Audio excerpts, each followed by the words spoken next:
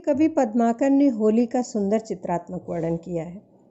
फागुन की भीर अभीरन में गहे गोविंद लय गई भीतर गोरी, भाई करी मन की पद्माकर ऊपर नाई अबीर की झोरी, छीनी पिताम्बर कंबर ते सुबिदादई मेड़ी कपोलन रोरी, नैन नचाए कही मुस्काए लैला फिर आई यू खेलन होरी।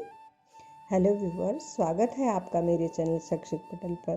चैनल को सब्सक्राइब करें और वीडियो के अंत तक बने रहें। भारत त्योहारों को देश है। त्योहारों को मनाने के पीछे दार्शनिक दृष्टिकोण है। यहाँ हर दिन कोई न कोई त्योहार, विशेष दिन होता ही होता है। हर त्योहार पर्व हमें जागरूकता और क्रियाशीलता का संदेश देते हैं। सनातन धर्म के सभी उत्सव और व्रत ब्रह्मांड की खगोलीय घटना, धरती के वातावरण परिवर्तन, मनुष्य के सामाजिक दायित्वों की पूर्ति, मानसिक शारीरिक स्वास्थ्य, मोक्ष प्राप्ति के समय को ध्यान में रखकर बनाए जाते हैं।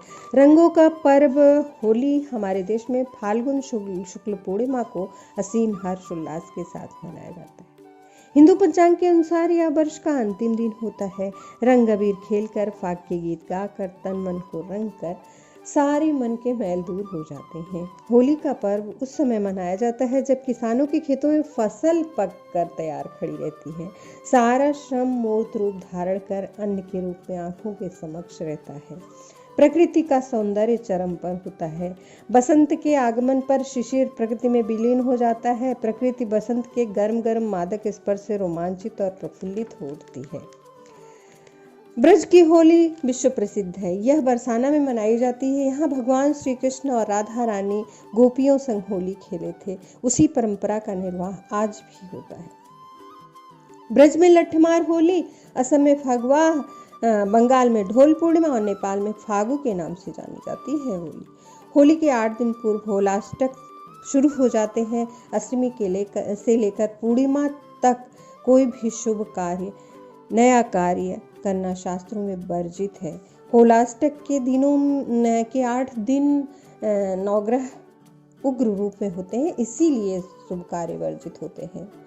पौराणिक मान्यता के अनुसार होलिका दहन मुख्य रूप से भक्त प्रहलाद, जो भगवान नारायण के अनन्य भक्त थे, अपने पिता हिरण्यकश्यप की प्रताड़ना से पीड़ित थे। होलिका हिरण्यकश्यप के आदेश पर अग्नि में लेकर प्रहलाद को जलाने के लिए बैठ गई।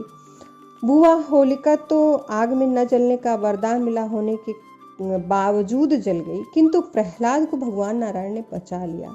होलिका की नीयत अच्छी नहीं थी और इसी का दंड उसे मिला। रंग का पर्व होली की पूर्व संध्या पर होलिका दहन से पूर्व अग्निदेव की पूजा का विधान है। अग्निदेव पंच तत्वों में प्रमुख माने जाते हैं, जो सभी जीवात्माओं के शरीर में अग्नि तत्व के रूप में विराजमान रहते हैं।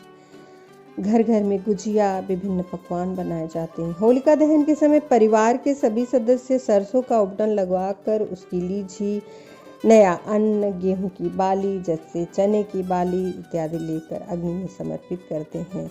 होलिका की अग्नि को अत्यंत पवित्र माना जाता है। लोग इस अग्नि से अखंड दीप जलाते हैं। घर में चूल्हे जलाने की परंपरा भी है। ऐसी अग्नि से माना जाता है कि न केवल इससे सारे कष्ट दूर होते हैं, बल्कि सुख समृद्धि भी आती है।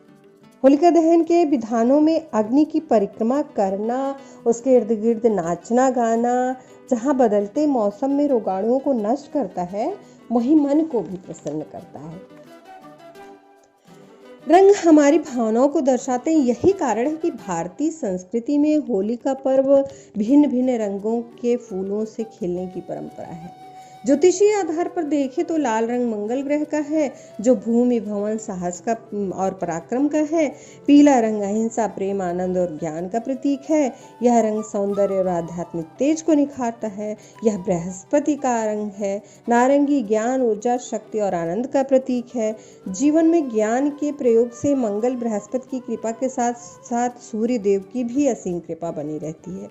सफेद रंग शांति, पावनता, सादगी को दर्शाता है। इस रंग के प्रयोग से चंद्रमा शुक्र की कृपा बनी रहती है। नीला रंग साफ सुथरा, उच्च विचार होने का सूचक है। नीले रंग के प्रयोग से शनिदेव की कृपा बनी रहती है। हरा रंग खुशहाली, समृद्धि, प्रेम और दया का प्रतीक होता है। हरे रंग के प्रयोग से बुध ग्रह शांत रहते हैं। सौहार्दपूर्ण ढंग से होली खेलने पर आसपास की नकारात्मक ऊर्जा दूर हो जाती है और सकारात्मक ऊर्जा भर जाती है। घर, परिवार, समाज, राष्ट्र में देवों की कृपा होती है और सुख समृद्धि आती है। रंगों का यह त्योहार हमें संदेश देता है कि नकारात्मक विचारों का दहन करके भीतरी और बाहरी पवित्रता को स्थापित करें। वीडियो को लाइक, शेयर और कमेंट करें। धन्यवाद। हैप्पी होली।